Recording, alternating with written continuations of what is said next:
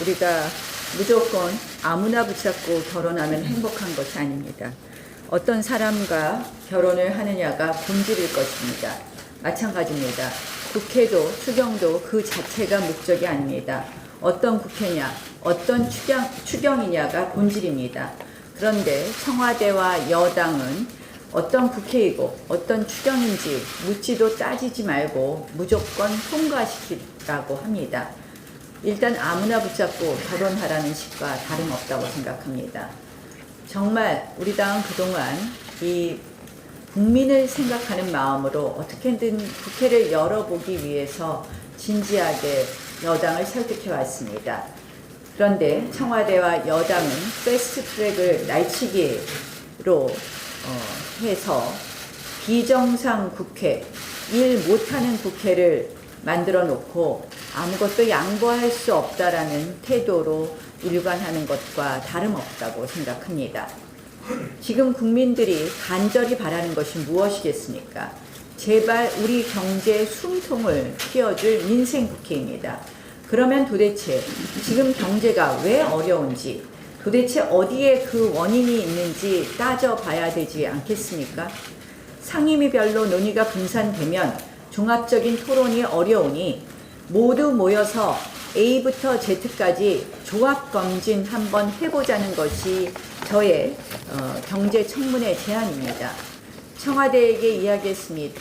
청와대와 여당에게 사실상 이 청문회라는 말이 좀 부담스러우면 형식에 얽매이지 말자라는 제안도 해봅니다.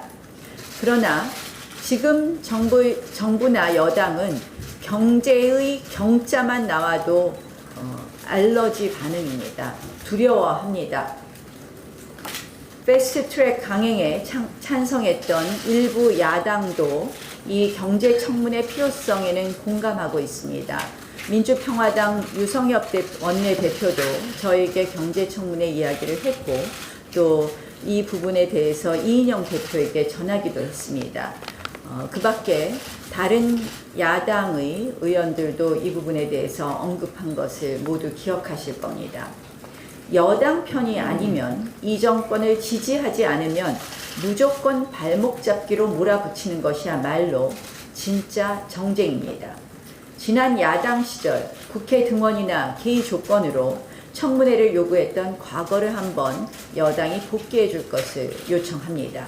18대 국회 때 소고기 파동 해법과 국회 정상화 문제와 관련해서 당시 야당이 청문회를 주장했습니다. 여당은 국정조사 합의로 통 크게 요구를 수용하면서 타협과 대화의 불씨를 이어가는 것, 그것이 바로 국회입니다. 추경에 앞서 경제청문회가 필요한 이유는 분명합니다. 이번 추경안은 논란의 정점에 서 있는 소득주도 성장 정책의 근본 철학이 고스란히 녹여 있습니다. 그러면 그게 맞는지 터놓고 이야기해 보자는 것입니다. 추경안으로 경제를 살릴 수 있다면서 왜 못하는 것입니까? 지금 국민들은 과연 문재인 정부의 경제 정책이 올바른 방향으로 가고 있는지 궁금해하고 있습니다. 그 의구심에 정부가 답해야 합니다. 다시 말씀드립니다. 형식과 네이밍이 중요한 게 아닙니다. 제 추경만큼은 초스피드로 처리할 의향이 있습니다. 하지만 다른 추경안은 심사에 앞서 정부 정책에 대한 총체적 점검이 필요합니다. 국민에게 희망을 주는 국회가 돼야 합니다. 국민의 세금을 가져다 쓰겠다고 하기 전에 직접 정부가 국회를 설득하고 국민을 납득시키십시오. 그것이 경제청문회가 시급한 본질적 이유입니다. 방송인 김재동 씨의 황제 강연료 논란이 확산되고 있습니다. 지금까지 확인된 7차례 강연만으로 챙긴 강연료만 1억 원에 육박했다는 보도가 나왔습니다. 시급 1,000만 원을 주든 1억 원을 주든 정권 출범에 기여한 바에 보답하는 것은 좋습니다만 하려거든 본인들 돈으로 하십시오.